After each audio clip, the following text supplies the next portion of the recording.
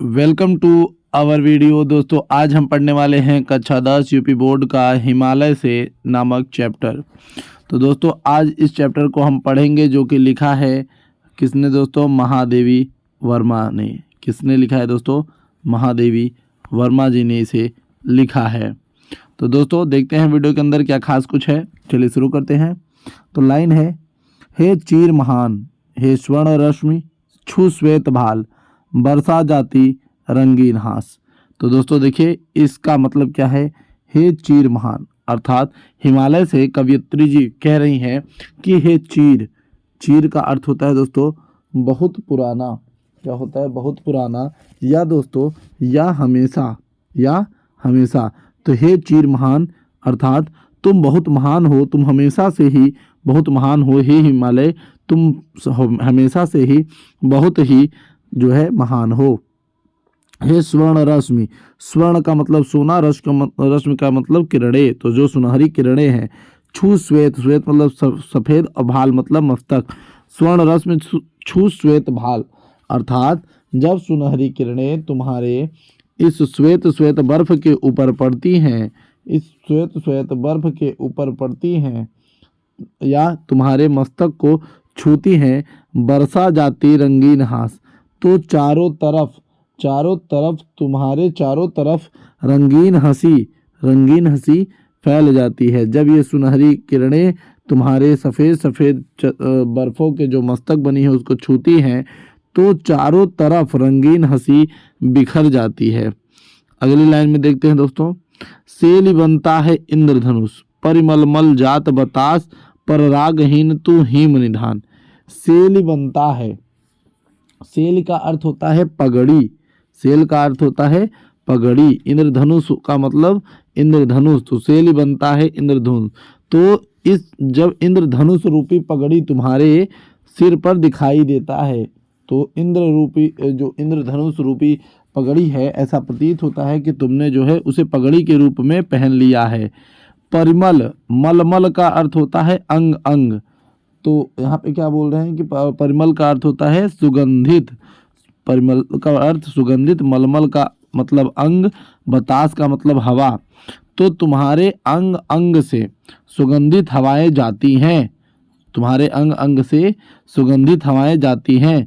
पर रागहीन तू हिम निधान, परंतु तुम, रागहीन का अर्थ होता है दोस्तों बैरागी, पर तुम रागहीन और तुम बैरागी की तरह रहती हो, तुम्हें इन सबसे कोई फर्क नहीं पड़ता। तू हिम निधान, इसी कारण तुम हिम निधान हो, अर्थात तुम महान हो। चलिए दोस्तों देखते हैं अगली लाइन क्या है। तो नभ में गर्वित न झुकता शीस, नभ में गर्वित न झुकता शीस, यानी तुम्हारा जो शीश है वो आकाश में गर्व से उठा हुआ है, वो कभी झुकता नहीं है। पर अंक लिए है दीन छार, अंक का अर्थ होता है दोस्तों गोद, दीन का मतलब होता है गरीब। ठीक दोस्तों, तो कह रहा है कि और छार का अर्थ मिट्टी होता है, छार का अर्थ मिट्टी होता है। तो क्या कहता है कि तुम्हारा जो शीश है वो नभ में है और वो कभी झुकता नहीं है। परंतु तुम इतने कृपालु हो कि इस दीन रूपी तुच्छ मिट्टी की धूल को अपनी गोद में लिए हो। तो इस लाइन का हमारा ये मतलब हो जाता है, मन गल जाता नत विश्व देख, तुम्हारा मन द्रवित हो जाता है, तुम्हारा मन द्रवित हो जाता है।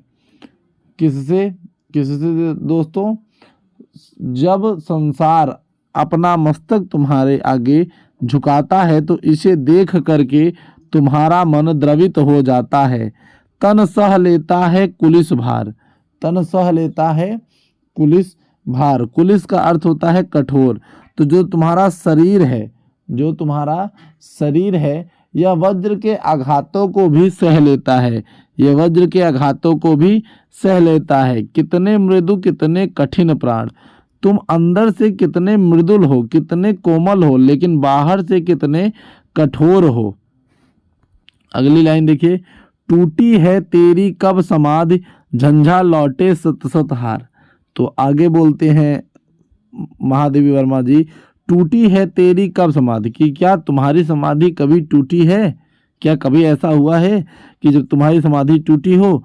झंझा लौटे सत हार हार, और जो कई हवाएं हैं वो सब आती हैं और तुमसे टकराती हैं। जो कई ऐसे लोग हैं कि मतलब जो तुम्हारे अगल बगल जितने भी दुख संकट मुसीबत आते हैं वो तुमसे टकराते हैं। तो झंझा का मतलब आंधी होता है। तो उसी प्रकार से आंधियां 100 बार तुमसे टकरा कर हार गईं और लौट गईं। ठीक, तो क्या कहते हैं वो कि तुम एक तपस्वी की भांति समाधि लगाकर बैठे हो। तुम एक तपस्वी की भांति समाधि लगाकर बैठे हो। तुम्हारी यह समाधि कब टूटेगी? झंझा लौटे सत हार हार, आंधी के सैकड़ों झटके तुम्हें लगे पर वे तुम्हारा कुछ नहीं कर सके, वो हार के लौट गए। अगली लाइन में बोलते हैं कि बह चला दृगों से किंतु नीर, सुन सुनकर जलते कण की पुकार, सुख से विरक्त दुख में समान। परंतु यहाँ पे देखिए दोस्तों, बह चला दृगों से किंतु नीर, बह चला दृगों से, दृगो अर्थात दोस्तों आँख, नीर मतलब पानी। परंतु तुम्हारे आँखों से पानी निकलने लगा, परंतु तुम्हारी आँखों से पानी निकलने लगा, सुनकर जलते कण की पुकार, कणों के जलते हुए कणों की पुकार सुनकर तुम्हारे नेत्रों से, तुम्हारे आँखों से पानी निकलने लगा, यानी आंसू निकलने लगा। ऐसा जो है उनका मर्म है। सुख से विरक्त, और तुम सुख से विरक्त हो, और दुख में समान, और दुख में तुम्हें पता ही नहीं चलता, यानी सुख और दुख से बहुत तुम अलग हो। मेरे जीवन का आज मुख तेरी छाया से हो मिलाप। अब यहाँ पे महादेवी वर्मा जी चाहती हैं कि उनके जीवन का जितना भी मौन है वो सब कुछ जा कर के हिमालय जैसा हो जाए, उसकी छाया से मिल जाए, उसके जैसा बन जाए। अर्थात वो चाहती हैं कि वो हिमालय के पूरे गुणों को अपने आचरण में उतारना चाहती हैं। तन तेरी साधकता छू ले, मन ले करुणा की थाह नाप, उर्मे पावस दृग में विहान। तन तेरी साधकता छू ले, अर्थात वो कहते हैं कि मेरा शरीर भी तुम्हारी तरह कठोर साधना शक्ति से परिपूर्ण हो जाए, और मन मेरा करुणा से पूर्ण रूप से भर जाए, जिस तरीके से तुम्हारा भरा हुआ है।